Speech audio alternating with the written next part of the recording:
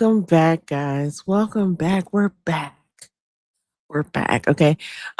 So I'm so excited because there's just so much to talk about.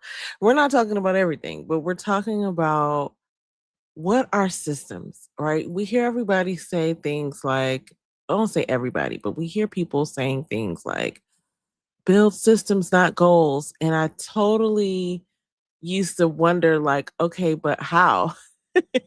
How do you build systems? Like it makes total sense, especially after you read books like Atomic Habits or Tiny Habits or any sort of behavioral science like expert or psychologist, Tiny Experiments, things like that. They kind of point to the science of like why you shouldn't rely on goals or willpower.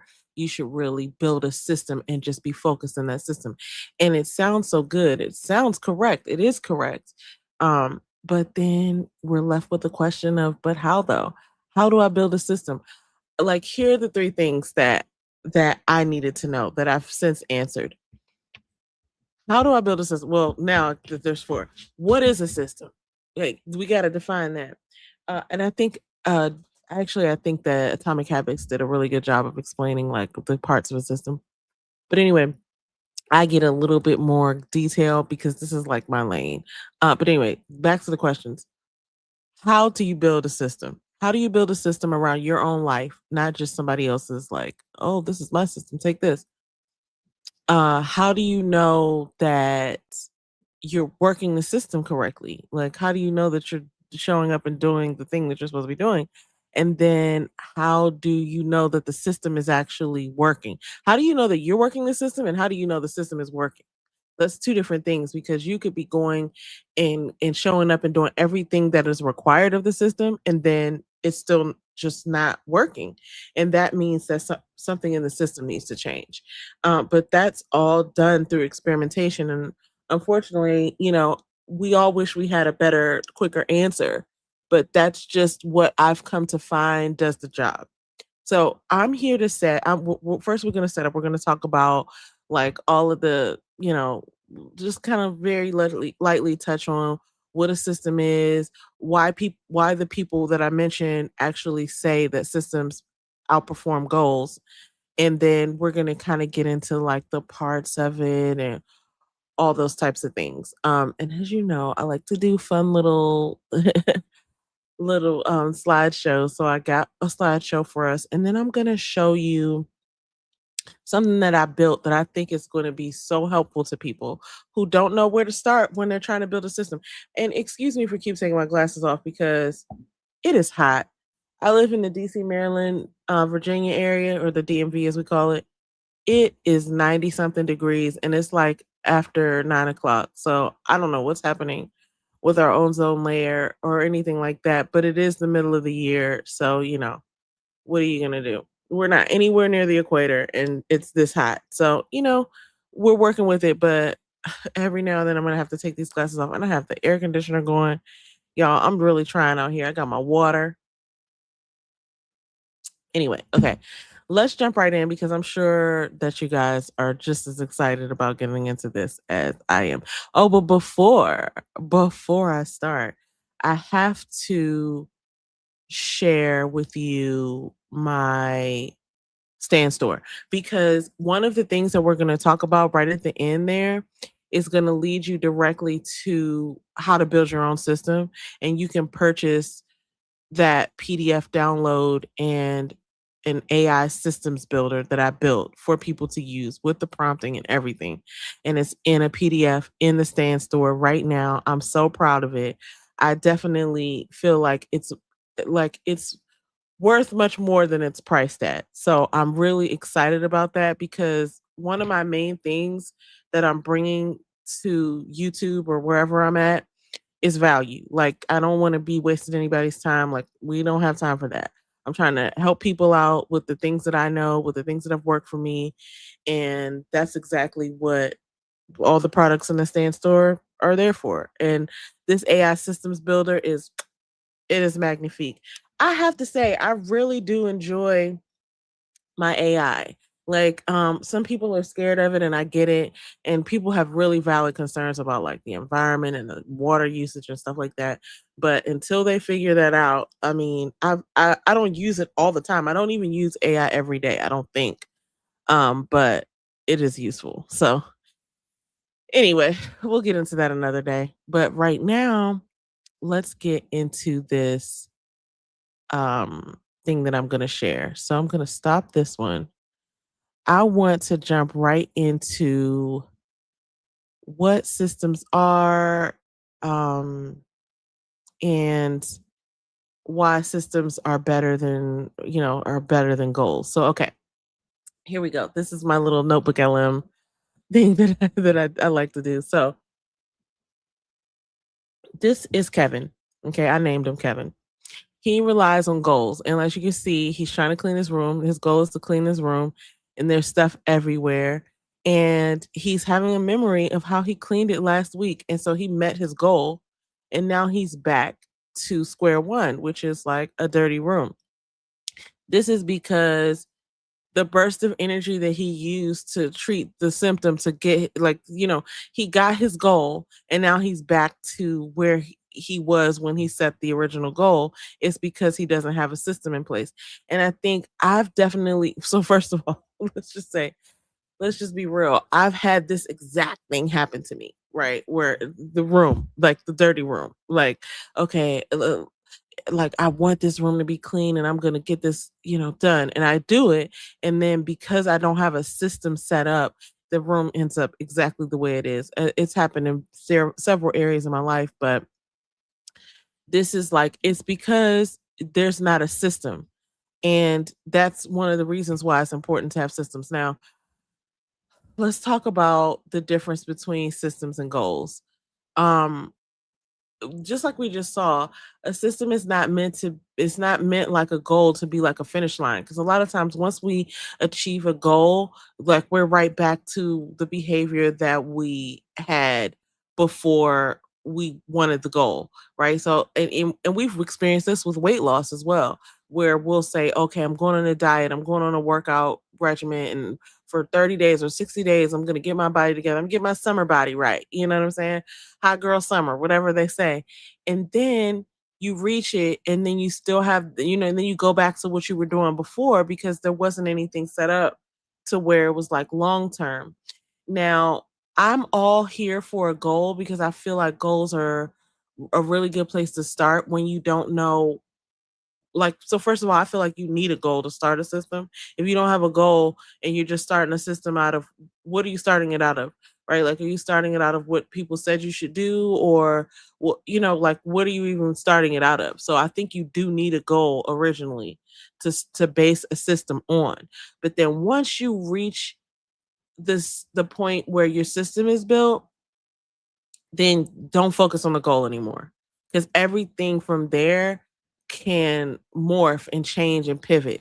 And now you're just deciding that, like, okay, I'm just going to stick to this thing that I said I was going to do, and you just take it a little bit at a time. Now that you have your goal all marked out, your system is built, it's like now you just have a cycle of doing the thing that you said you would do, showing up to do that, and repeating. And what that does is it takes your mind, and it takes all the pressure off, like, how far am I away from the goal? How far am I away from the intended outcome? Like, you don't need to be focused on that. Now you're just focused on, okay, what do I have to do right now? How can I get that done so I can move on to the next system or the next part of the system? That's what works best. Okay, so then the next part we'll get into is like defining what a system is. James Clear did a great job of this, like I said, in Atomic Habits. He defines a system as a continuous process you follow to make progress, how you practice, hire, or act daily, right? Okay, so it's the things that you do on a regular basis. And he says daily, but it's really like a regular basis, because one of my things is I can't do certain things every day. Even though I aspire to do them daily, I'm not going to beat myself up if I do them 5 days a week. Some of these things, right? Um, but this other person, Ivalo Dermonsky, defines it as daily actions without an ending. So daily actions without an ending, it's like, you're just going to keep on trying to do these daily actions, and then, you're going to get the result. Donella Meadows describes it as interconnected elements functioning together. Now, that's more on my level. And when I get into how I build systems, you're going to see, like, yeah, all these things are working together, just like this man in this cartoon. He has all of these boxes and they're working together and they're pointing to other boxes. It's like all of these things really touch on other things. You really don't do something that's not connected to something else. I mean, sometimes you do, but for the most part, most things are connected to the other things. So, okay, the anatomy of the system. And this is where it gets interesting because everybody's system is going to be different, but there's going to be parts that I believe every system's gonna need. Number one is the inputs, like what triggers you to do something. And James Clear calls them cues. What triggers you to get up and get started doing a thing, whether it's a workout, a cleaning ritual, starting a YouTube video, what triggers you? And for me, it's often a reminder, or it's like, this is the time, this is the day that I said I was going to do it. So let's get started. Now, if I'm doing that all off of momentum, it doesn't really work because I'm like, oh, now I got to motivate myself, whatever kind of mood I'm in, whatever kind of day I had, it's like really hard. But if I'm following my system, then I know, okay, I'm going micro, and I'm like, okay, what does that actually mean? That means, okay, I'm going to turn on my computer and I'm going to go over here to this program and I'm going to do this. I'm going to do these three things. And it doesn't really start that day. It starts with me having built the system, and now I'm in a rhythm.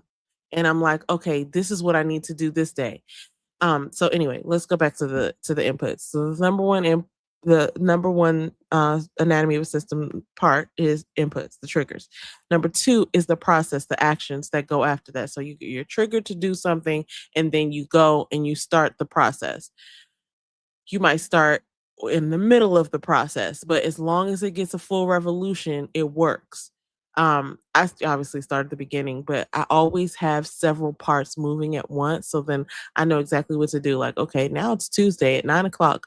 I'm going to do this, this, and this. And the parts of the system are right on point. Okay, now it's Tuesday at 10 o'clock. I'm going to do this, this, and this, right? And it doesn't work like that all the time, like perfectly, but I do it enough to where it's working overall. So you got the process, the actions. The three is the outputs. This is really interesting when you think about what you're actually trying to build. And I love this graphic right here because I call my outputs widgets. It's like, what kind of widgets am I trying to create?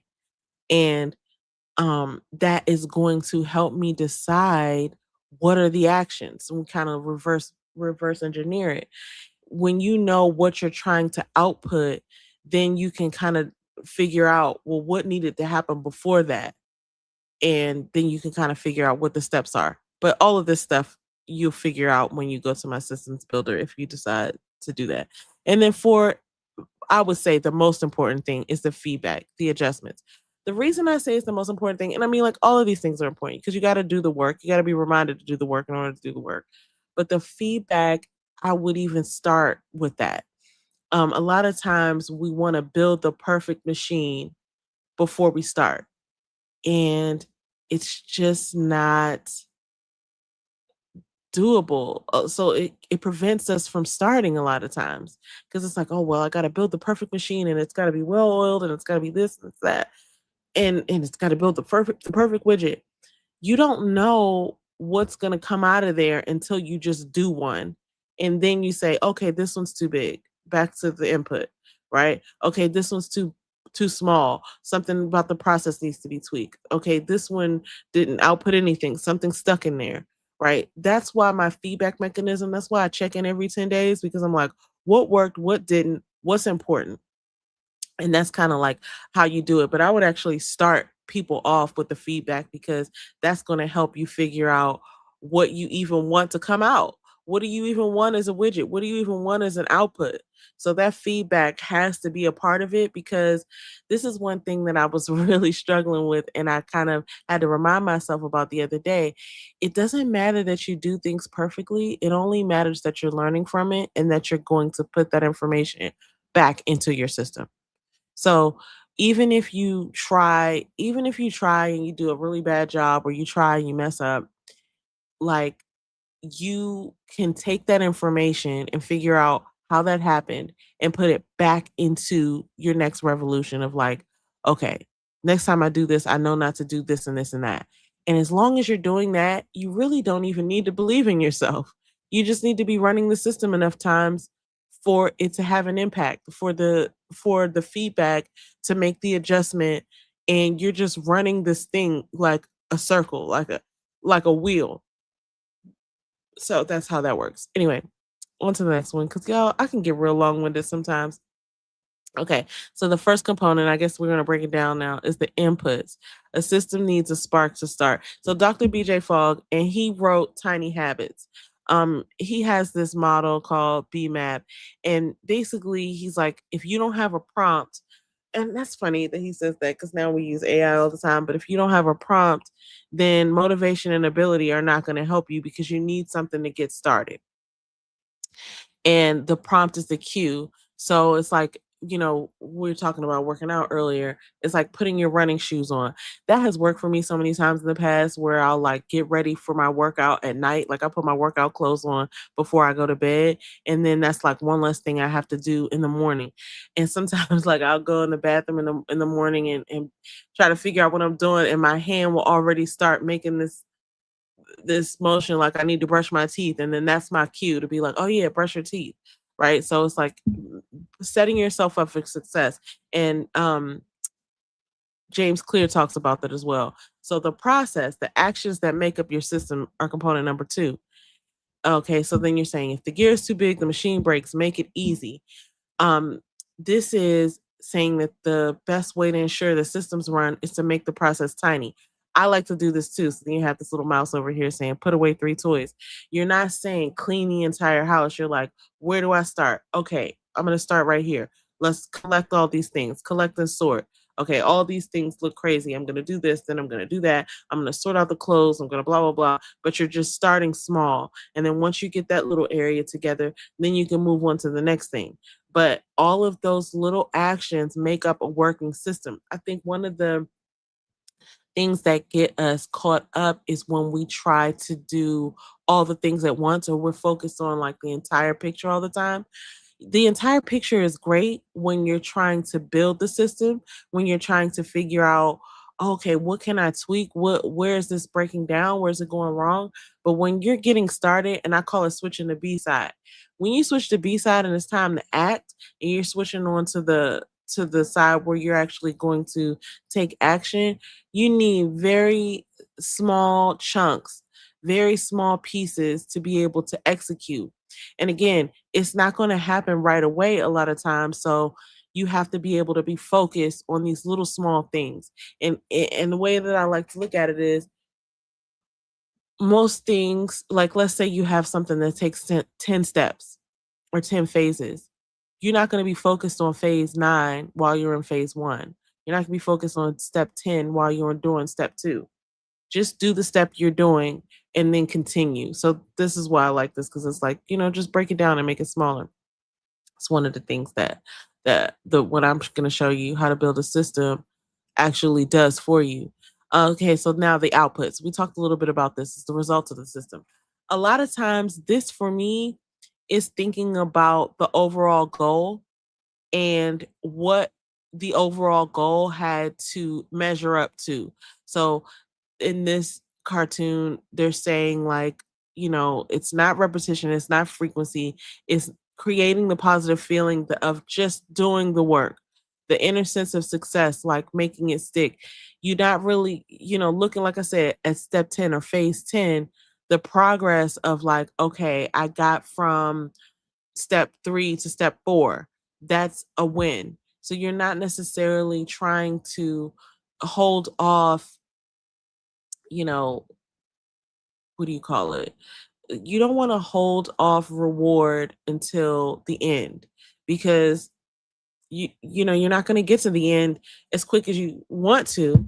And if you are just looking forward to the end, which we all are, we're all looking forward to the end. We want that goal, but like that's going to make the process longer. And a lot of people, they call it like the latent potential. I can't remember what it is. I just finished reading Atomic Habits again for like the umpteenth time.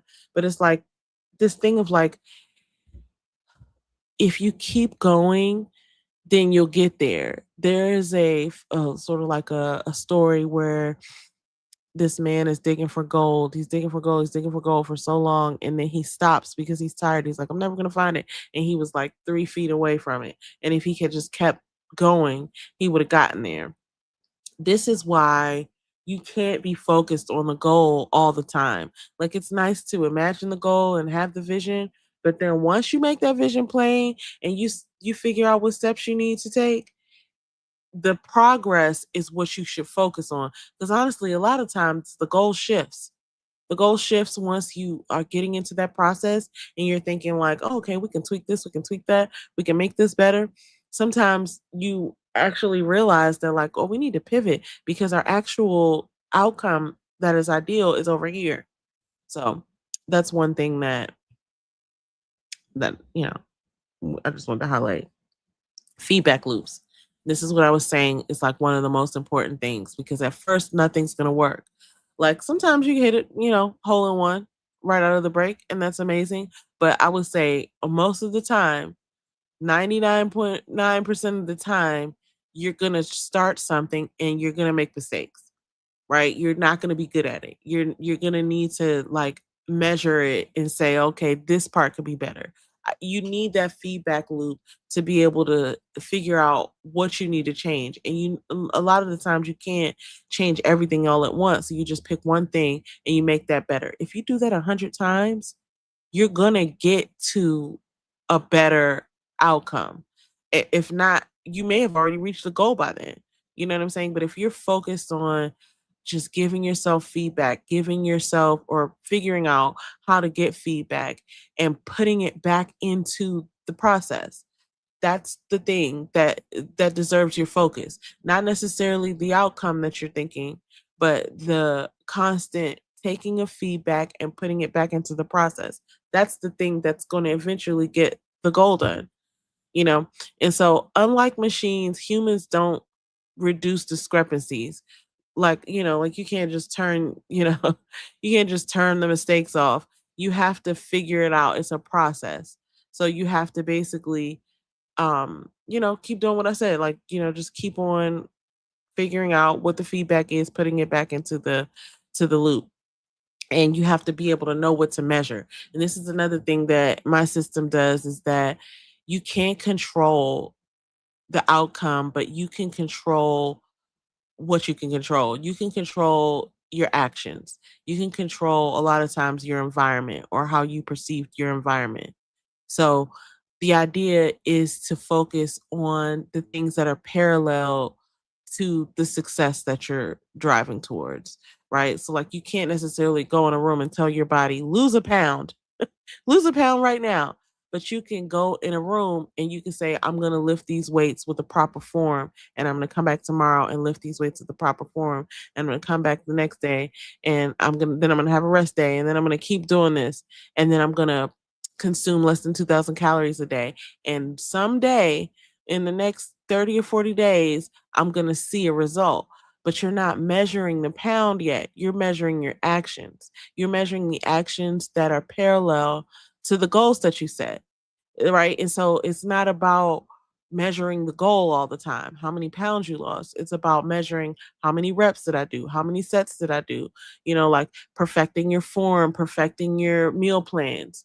And so a lot of times we have to do things for a longer time than we want just to see a little bit of progress. But then when we focus on that process over and over, using that feedback to come back and improve our process, that's when we see the thing over time. And the time is going to pass anyway. That's the thing. If you think about what the date was 100 days ago, it was somewhere, I think, in either March or April. Like that was not that long ago. If you had started something back then, 100 days ago, I mean, this is the time that we're live, but whenever you're listening to this, ask your phone or ask, Google, what was the date 100 days ago? And imagine if you had started something back then and been consistent for most of that time, you would have a really desirable outcome right now. But it's what you're measuring. You don't need to measure the days. You don't need to measure, well, you can't measure the days, but you need to measure whatever it is that's in your control and then see what the output is. So this is so funny because now we're on to the system. How long does the system run till the system runs automatically? I think it's different for everybody. Now, studies have shown that it's like 66 days or something like that to do a habit. Some people say it's 3 weeks. It takes as long as it takes, okay? I think it's different for everybody because some people can change overnight. Some people can be like, I'm sick of this, and then change something and then they stick with it. It just depends on what circumstance you're in, what deciding factors are, and it just depends. But I like to count up when it comes to this. I'm not really counting down like, oh, okay, I got 15 more days until this becomes a habit. It's like I'm just going to focus on showing up. I'm going to focus on changing my attitude about it. And then eventually it's going to get there. And you can count the days if you want. Um so the 1% illusion, we do realize that they say get 1% better every day. Actually, James Clear says that. It's a good metaphor, but it's not so constant like that. It's not like so clean where it's just like, oh yeah, 1%, now 2%, now 3%, now I'm this percent better. It's like the reality is you're gonna go up, you're gonna go down, you're gonna skip some days, you're gonna turn around, you're gonna go backwards sometimes. But the idea is if you stick with it, that number of days is it's going to happen anyway, and the change is going to happen over time. That's why you focus on the system. Okay, so the master framework, goals and systems work together. Like I said, goals are really important to just provide a direction and say this is where I'm headed. But then once you get in there, you really need to rely on what you're doing every day, what the environment is, what you need to focus on in that way.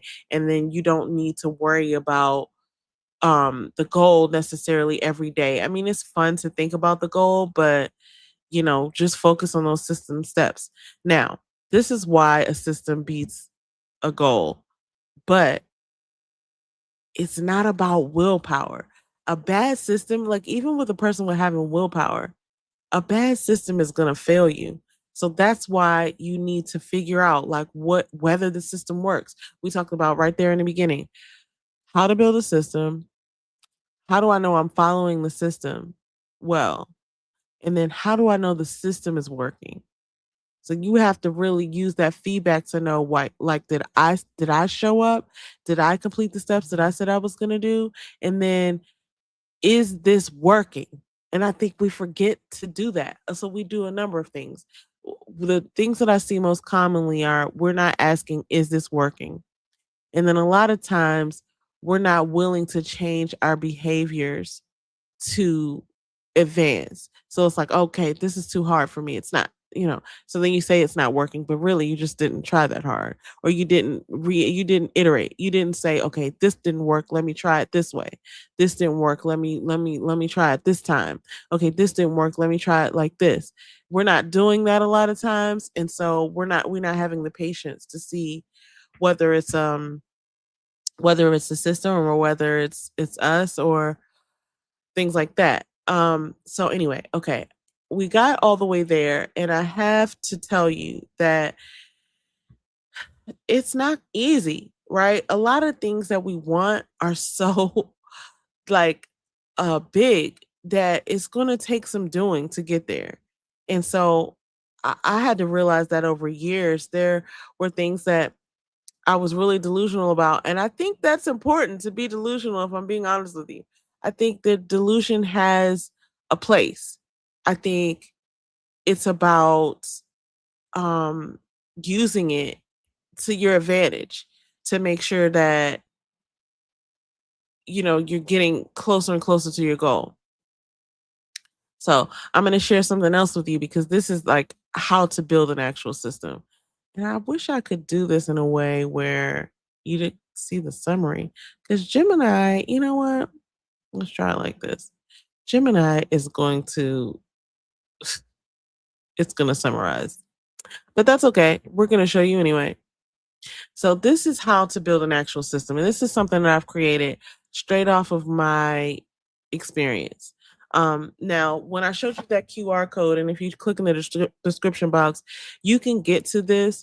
It's a PDF, and then I'm not going to show you the PDF that has the prompt and the system builder in it because you would have that's behind the paywall. But I will go ahead and show you some of the things about how to build an actual system. This is kind of like the manual version of it. And so I ended up building it into an AI component where you can just go and answer all these questions and then you'll get a system like popped out for you in PDF form so that you don't have to like go and figure it out yourself. You just answer these questions and it's a 12-step process. So it takes about 20 minutes if you're speaking into it, which I definitely recommend. But it's how you turn a vision into something that you can track and that you can move through. It's how you build a system out of what you are desiring as a goal. Oh, I guess I can just click that out. Duh. Didn't even realize.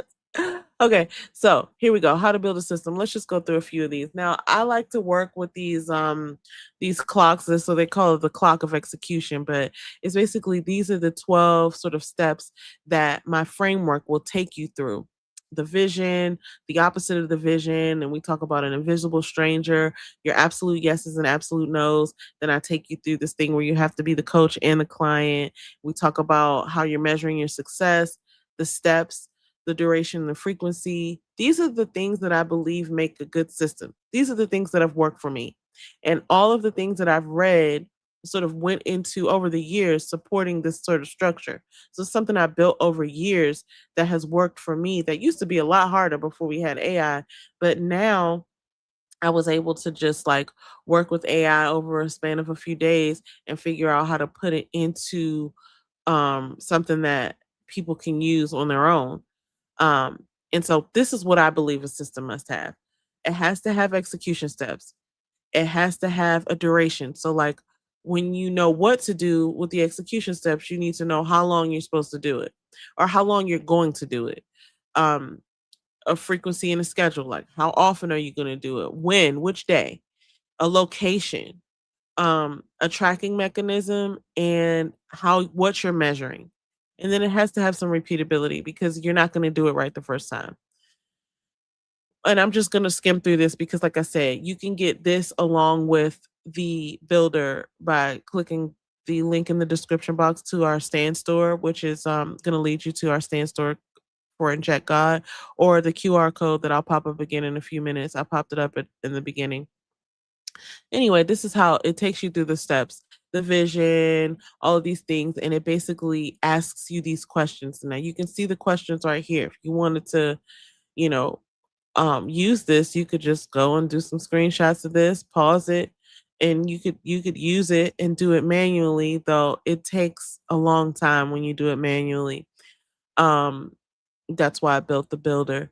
So then once you have your system, and this is the great thing about AI, because once you answer all of these questions, it's going to pop out for you like a document that takes you that gives you everything broken down to the schedule. And you could even say today's date is blank and it'll tell you, okay, this is what you need to do for the next 100 days and it'll give you the dates and everything. I find this so useful because I used to do it by like with a calendar and stuff. It took hours. So the tear framework, this is my own framework. And I like to call it the tear framework because you're tearing into your better self, which is interesting though, because I kind of start with the R, but it is a cycle. Every good system needs tracking, it needs expression. You need to be able to express yourself and tell what your experiences are and what's working and what's not, what your obstacles are. You need accountability, which is really not what I think we think it is. It's not being mean to yourself. It's saying this is what actually happened and this is why and this is how I can change it. Or this is, why it is this way and this is what it is. And something else is a bigger priority. Sometimes it's that, but it's being accountable and saying, okay, I'm responsible for this. I'm accountable. This is what happened and this is why it happened. This is why I let it happen. And then of course reminders and repetition. So, and then I work on a 10-day sort of check-in schedule. But yeah, that's my framework. I hope you got some value out of this because I literally, when I started working on this years ago, I didn't know that I would ever get to this point where I was like, having it be for sale. But I'm glad that I've built something that is so valuable that I feel comfortable, turning it into a digital product and sharing with people.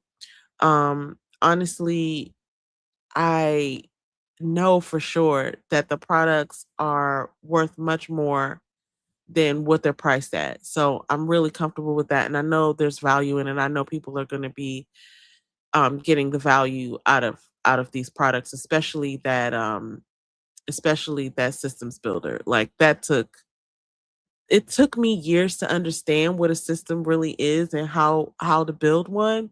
But now that we have AI, for me to be able to put that into to like a prompt, that was game changing. So it's definitely something that you want to check out. But there is the QR code once again, and then it's also in the description box for this video.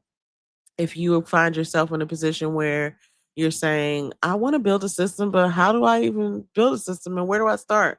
That's what you want to be looking at. That's the product that you need so that you can build you a system and have it built for you, and you can just download the PDF and it's your system already built. But it does take about 20 minutes for you to get through all those questions because it's detailed, because um it's going to be built for you and your life and your priorities. So that's why, you got to get out what you put in. So anyway, guys, this is a fun live. I'll be back. We've got a 10-day stride coming up real soon because today is the 1st of July and I just ended a stride. So I'll be back probably tomorrow, or maybe Friday, actually, because I'm going live tomorrow with my sister on somebody's cousin's podcast, but that's what we call ourselves, somebody's cousins. So I'll be back on Friday to do a check-in for my 10-day stride check-in. So I'll see you then. Bye, guys.